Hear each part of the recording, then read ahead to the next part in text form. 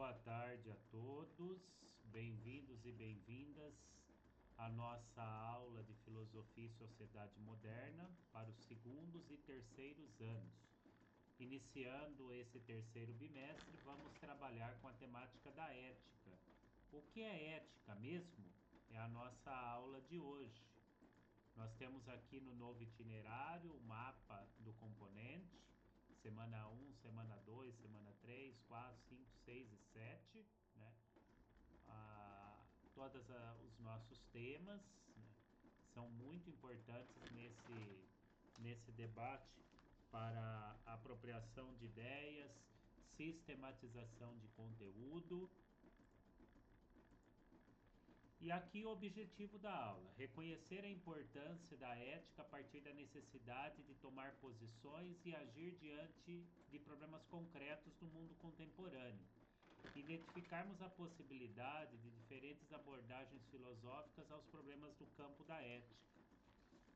Habilidade EMFCHS 01: investigar e analisar situações, problemas envolvendo temas e processos de natureza histórica, social, econômica, filosófica, política e cultural em âmbito local, regional, nacional e ou global, considerando dados e informações disponíveis em diferentes mídias. Conteúdo: retomada da ética como área da filosofia, a ação ética e seus critérios. Os recursos didáticos audiovisuais que nós estamos utilizando neste material digital. Então vamos contemplar esta imagem, né? Contemple com bastante calma e vamos fazer a apropriação do seu conteúdo.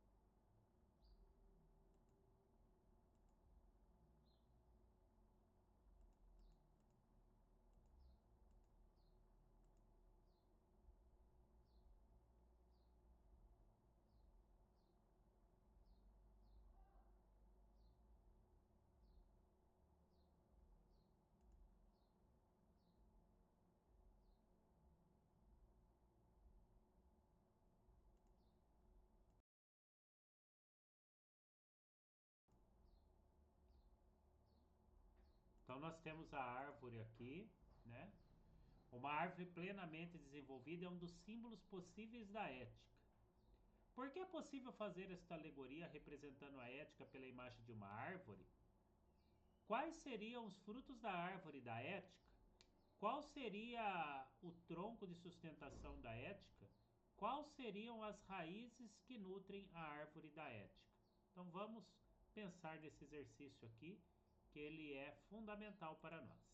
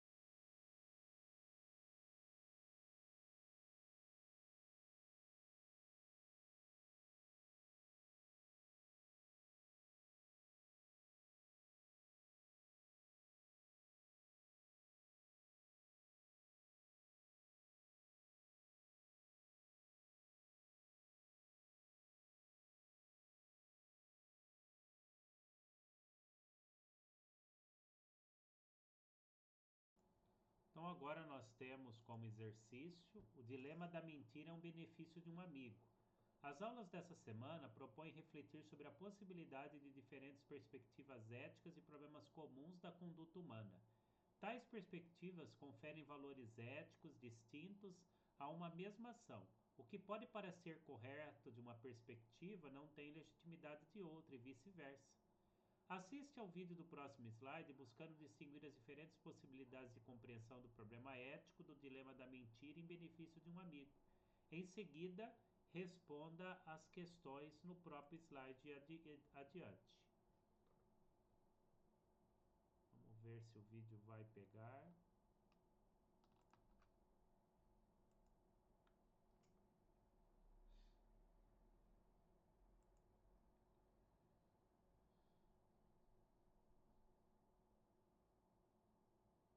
Vamos ver. A gente consegue trocar o compartilhamento. Isso.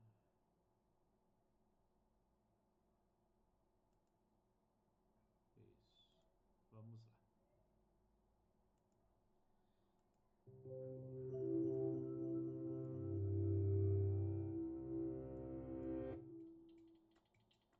Your plan to set up your friend Carrie with your acquaintance Emerson is finally coming together. Both individuals have heard all about each other and they're eager to meet for dinner. You've just made them a reservation for Friday night.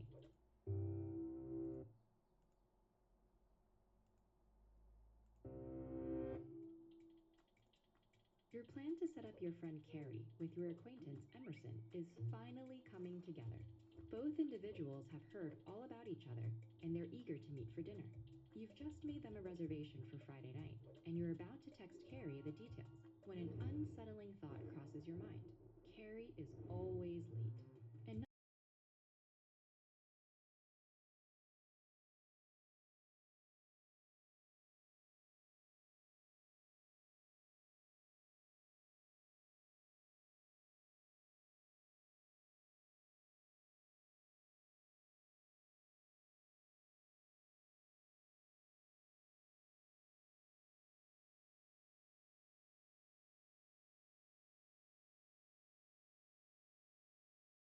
Sure, Emerson may eventually learn about their chronic lateness, but if Carrie shows up on time just this once, the relationship will at least have a chance to take root.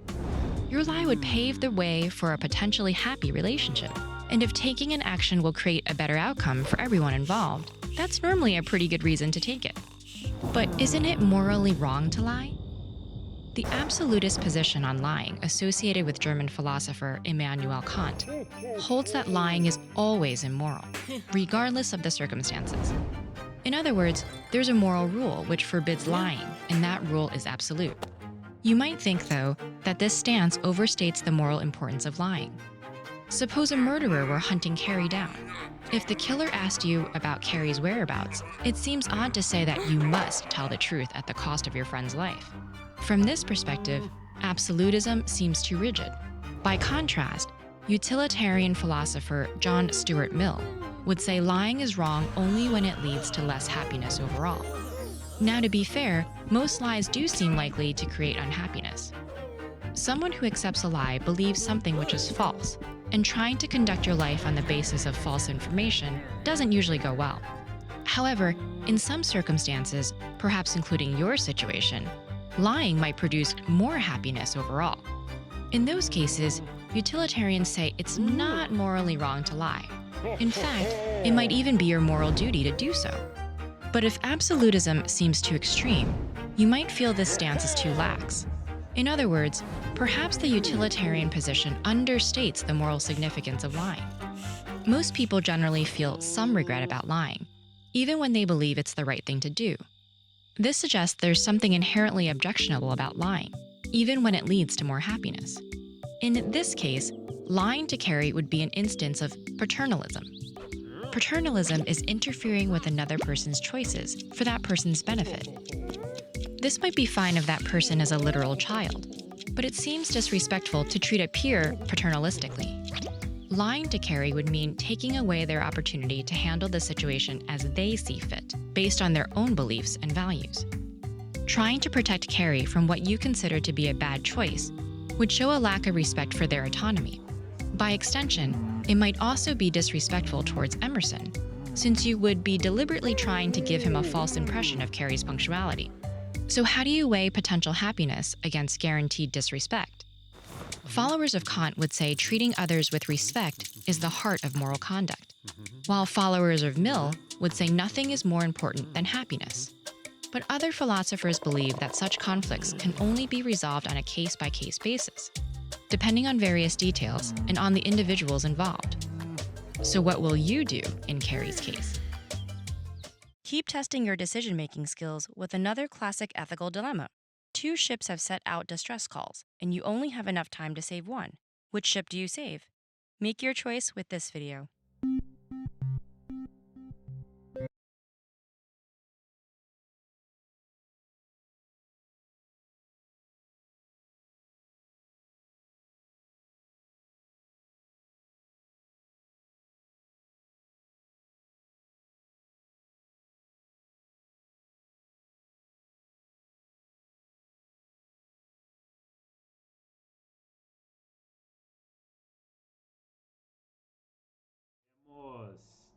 Agora nós temos aqui um posicionamento das diferentes perspectivas filosóficas sobre as questões éticas. Então, o dilema da mentira em benefício de um amigo. Vamos fazer a leitura. Identifique o dilema ético apresentado no vídeo, distinguindo as alternativas de ação diante do problema proposto. Identifique as diferentes maneiras de pensar desse dilema e deverá deliberar como agir eticamente. Avalie se todas as perspectivas éticas apresentadas no vídeo resultam em ações livres de consequências indesejáveis. Posicione-se. Mentir em benefício de um amigo é uma conduta ética? Por quê? Então vamos responder essas questões aí. Vamos deixar um tempinho para vocês aí pensarem e discutirem.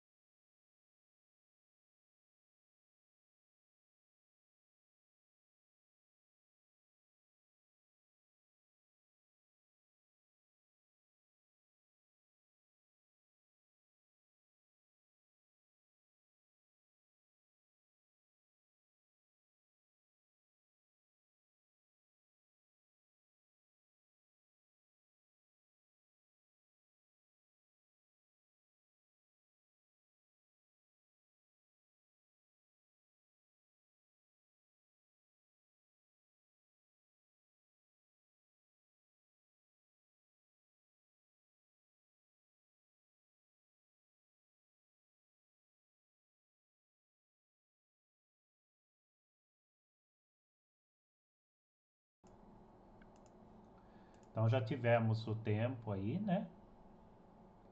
Necessário. E agora vamos ver as definições de ética e moral.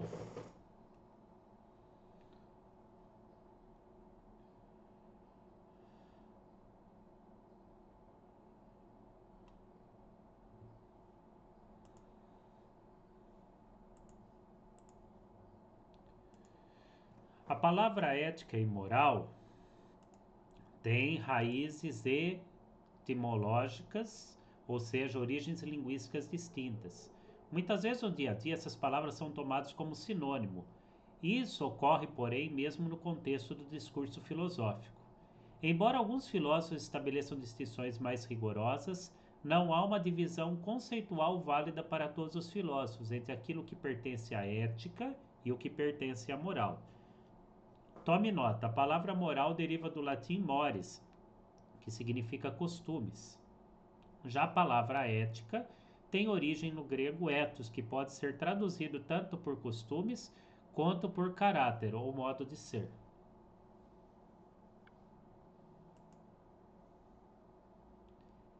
Ética como investigação filosófica.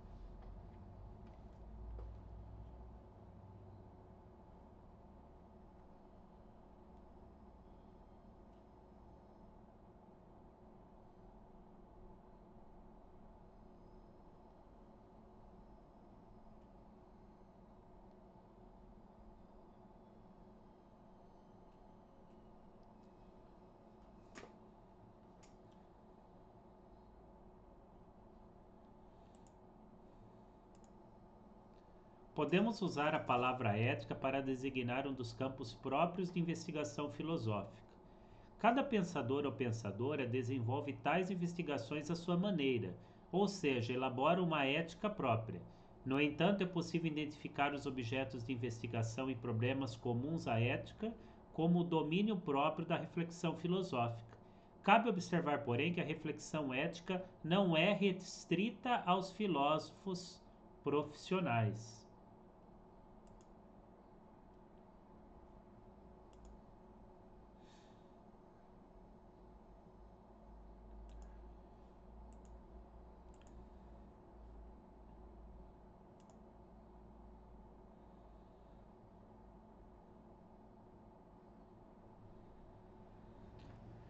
Construindo o conceito, mesmo inconscientemente, todos nós filosofamos sobre questões éticas. Isso ocorre sempre que questionamos as razões de um juízo de valor sobre determinada ação ou conduta humana. Vejamos um exemplo. Considere a seguinte proposição: é errado pegar para si o dinheiro perdido por um desconhecido que não pôde ser identificado. Mais do que saber se concordamos ou não com essa preposição, é importante refletir sobre as questões que justificam nossa avaliação ética. Por que julgamos determinada ação ou conduta humana como certa, errada, como boa ou má? A reflexão sobre os fundamentos desses valores nos torna mais conscientes das regras que assumimos como orientadores de nossa conduta.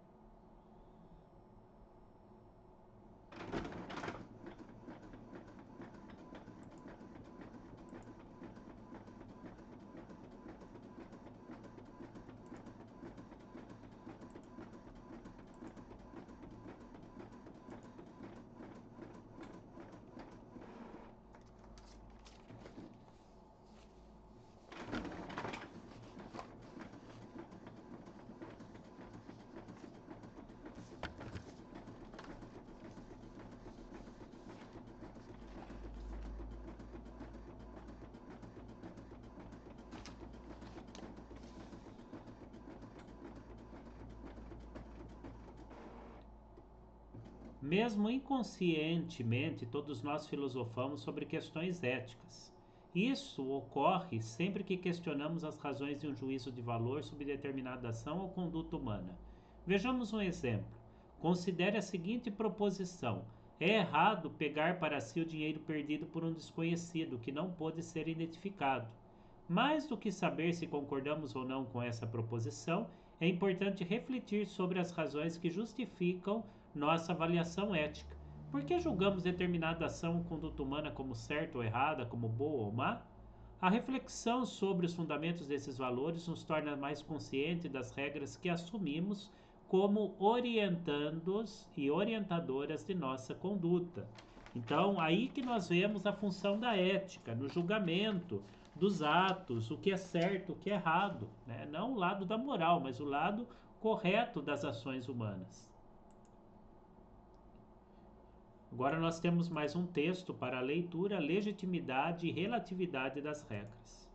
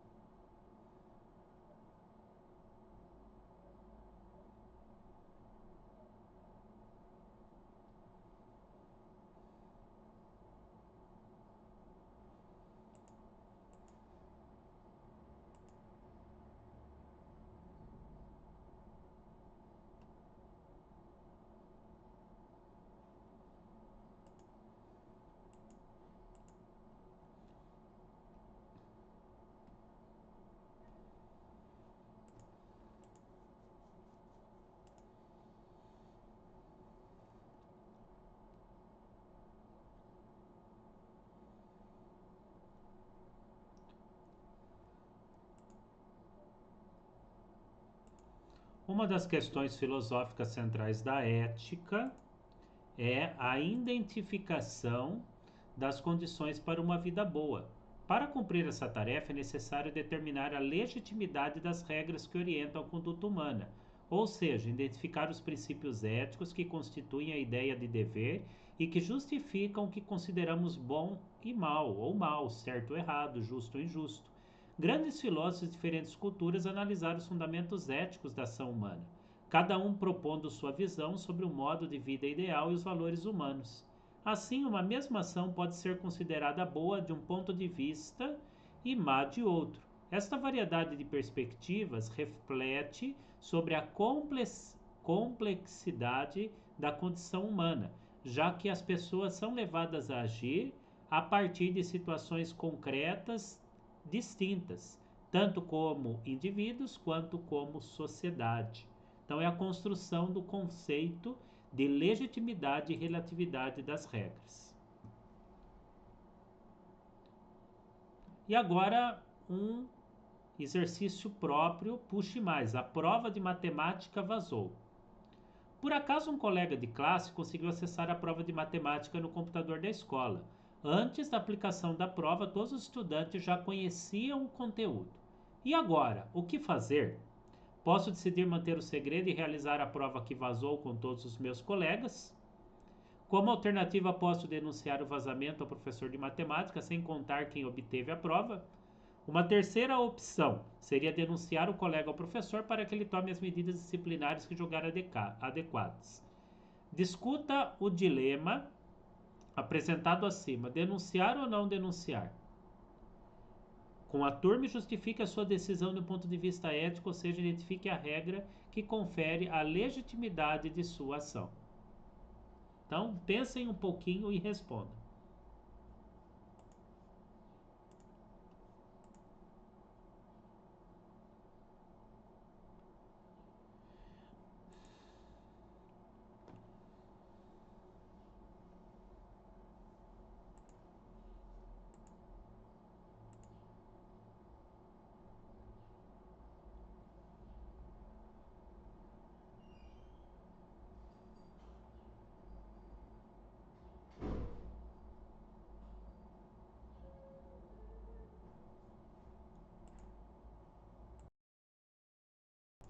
Pensem um pouquinho, vejam qual seria a resposta mais ética para este caso, que já estamos caminhando para o encerramento da aula.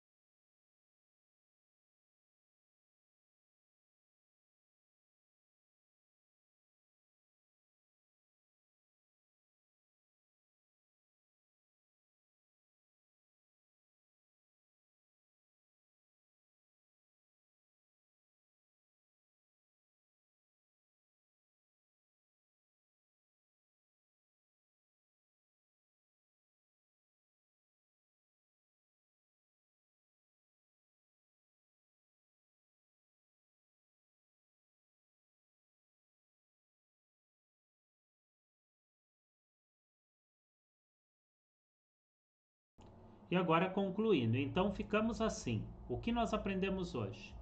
Entendemos que há perspectivas filosóficas distintas a respeito das questões e dos objetos da ética, e que um dilema ético pode ser solucionado de maneiras contrárias por cada filósofo.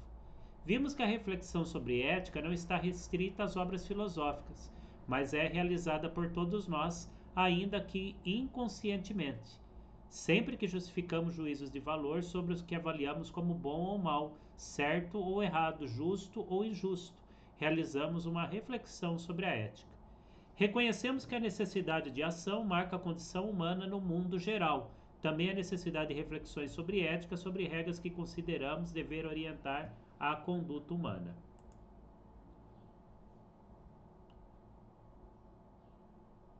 E no vídeo abaixo, o palestrante Clóvis de Barros Filhos aborda alguns dos conceitos analisados nessa aula, trazendo perspectivas complementares àquelas trabalhadas na sala de aula. Vamos ver aqui o tamanho do vídeo, se dá para nós assistirmos. Se der, continuamos. Se não, fica como exercício para vocês fazerem em casa a assistir esse vídeo. Não dá, é 12 minutos, tá bom, gente? Vamos deixar para casa esta atividade, né? O vídeo do Clóvis, né?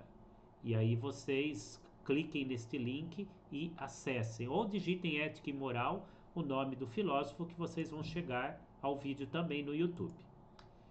Referências da aula, todo o material digital.